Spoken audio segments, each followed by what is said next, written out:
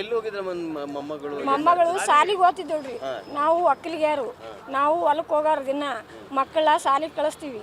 ಸರ್ಕಾರ ಸಾಲಿಗೆ ಹಚ್ಚೀವಿ. ಸಾಲ್ಯಾಗ ನೀರಿಲ್ಲ, ನೀರು ಕುಡ್ಲ್ಯಾಕ ಹೋಗಿಸಿ ಮಗಳಿಗೆ ಹಿಂಗಾಗ್ಯದ. ನಾವು ಬಡವರು, ನನ್ನ ಮಗನಿಗೆ ತಂದಿಲ್ಲ.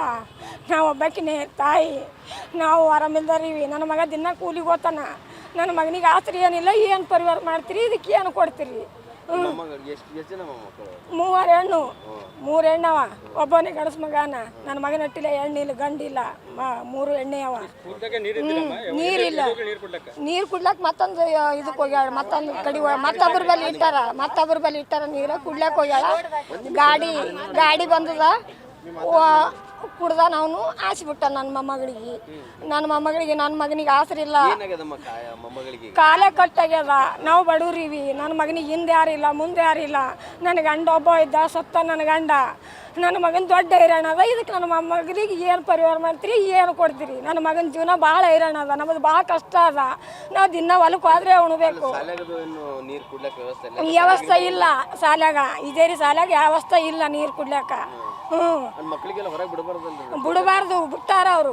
ಎಕ್ಸಲೆ ಹೊರಗೆ ಬಿಡಬಾರ್ದು, ಬಿಟ್ಟು ನಮಗಿಂತ ಪರಿಸ್ಥಿತಿ ತಂದಾರ. ಈಗ ಎಲ್ಲಿ ಅವ್ರಿಗೆ ಇವ್ರಿಗೆ ದುಡ್ಡು ಹಾಕಿ ನನ್ನ ಮೊಮ್ಮಗಳಿಗೆ ತೋರಿಸ್ಲಕತ್ತಾರ. ನಮಗೆ ಯಾರ್ದು ಆಸರಿಲ್ಲ.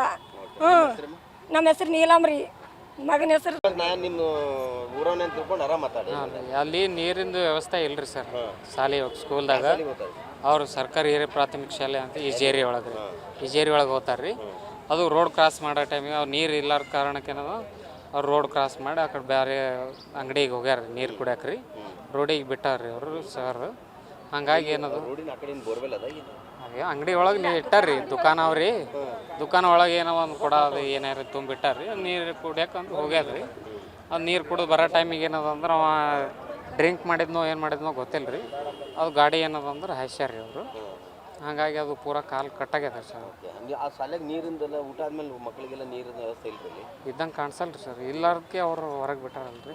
ಏನಂದ್ರೆ ಡಾಕ್ಟ್ರ್ ಆಲ್ರೆಡಿ ತೆಗ್ದಾರ ಸರ್. ಆಲ್ರೆಡಿ ಮತ್ತು ಈಗ ಏನು ಮಾಡ್ಬೇಕ್ರಿ ಬಡವ್ರಿಗೆ? ಏನು ಮಾಡಬೇಕಲ್ರಿ ಸರ್ ಅವ್ರಿಗೆ. ಅಲ್ಲಿ ಮಾಸ್ತರ್ಗಳು ಮಕ್ಕಳನ್ನ ಬಿಡಬಾರ್ದು, ಅವ್ರು ಗೇಟ್ ಹಾಕೊಂಡು ಹೋಗಿರ್ಬೇಕು, ರೋಡ್ ಇರ್ತದೆ. ಹೌದ್ರಿ ಸರ್. ಅವರು ಮತ್ತು ಕೇರ್ಲೆಸ್ ಆಗಿ ಮಾಡ್ಯಾರ. ಈಗ ಏನಾಗ್ಬೇಕಂತ ಅದಕ್ಕೇನೋ ಸೂಕ್ತ ಪರಿಹಾರ ಆಗ್ಬೇಕ್ರಿ ಸರ್. ನಿಮ್ಮ ಹೆಸರು? ನಮ್ಮ ಹೆಸರು ಸಚಿನ್ ಅಂತ. ಸಚಿನ್ ರೀ.